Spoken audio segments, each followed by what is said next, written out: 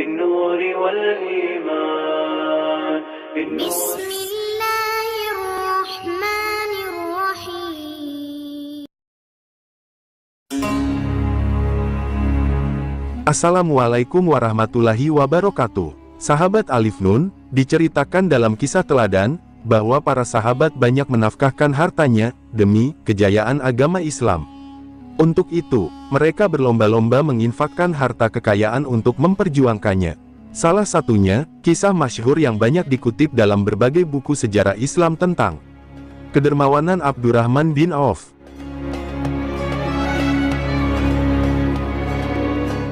Abdurrahman bin Auf adalah sahabat Rasulullah Shallallahu Alaihi Wasallam yang paling kaya.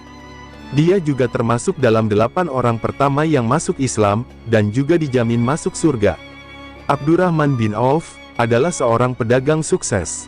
Kerja kerasnya dalam berdagang, membuat Abdurrahman menjadi konglomerat dengan harta yang berlimpah di masa Nabi.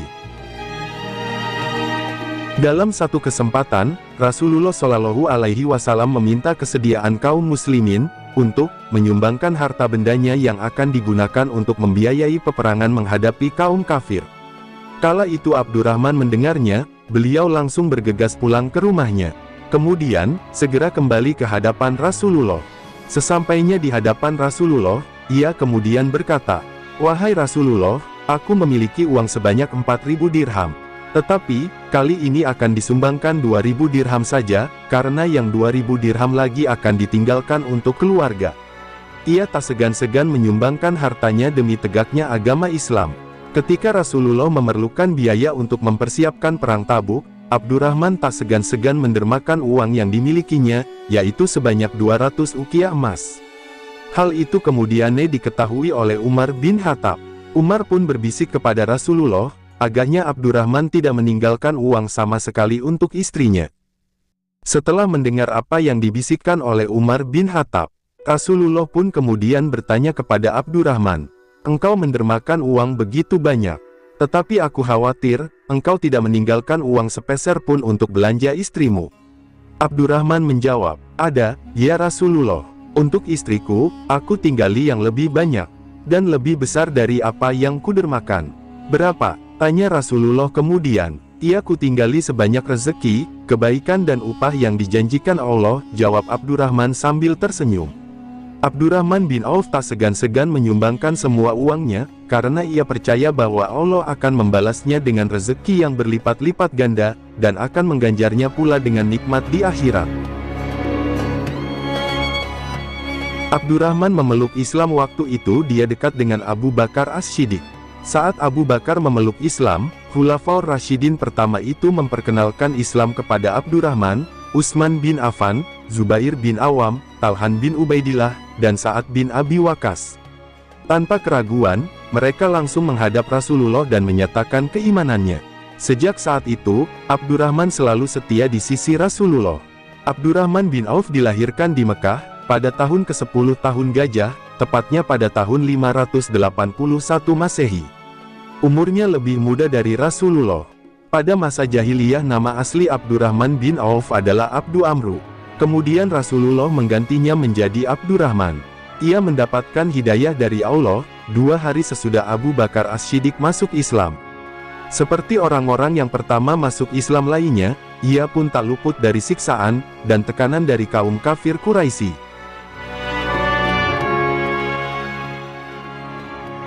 Ketika Rasulullah hendak hijrah ke kota Madinah, Abdurrahman termasuk orang yang menjadi pelopor untuk mengikuti ajakan hijrah Rasulullah itu.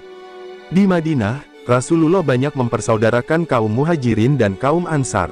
Layaknya para Muhajirin lainnya, ia pun meninggalkan seluruh hartanya di Mekah. Sehingga, setibanya di Madinah ia tidak memiliki apapun.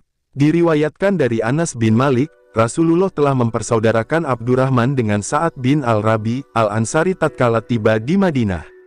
Kemudian, Sa'ad berkata kepadanya, "Saudaraku, saya adalah salah seorang penduduk Madinah yang mempunyai banyak harta. Maka, pilihlah dan ambillah. Saya juga memiliki 2 orang istri, lihatlah salah satunya yang menarik hatimu, sehingga saya bisa mentalakannya untukmu."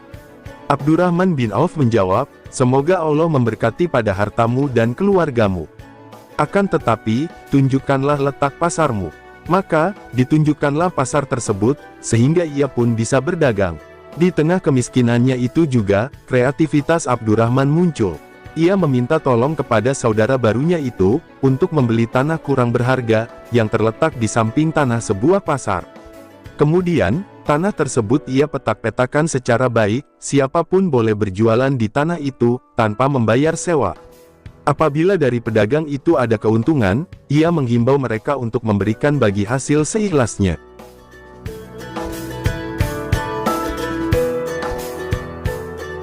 Alhasil, banyak para pedagang yang tertarik dengan penawaran itu. Sehingga, mereka berbondong-bondong pindah ke pasar baru, yang dikembangkan oleh Abdurrahman bin Auf. Hal itu membuat keuntungannya pun berlipat. Sehingga tak perlu waktu lama, dirinya berhasil keluar dari kemiskinan. Selain dikenal pandai dalam berdagang, ia juga dikenal sebagai seorang yang ulet dan pemberani.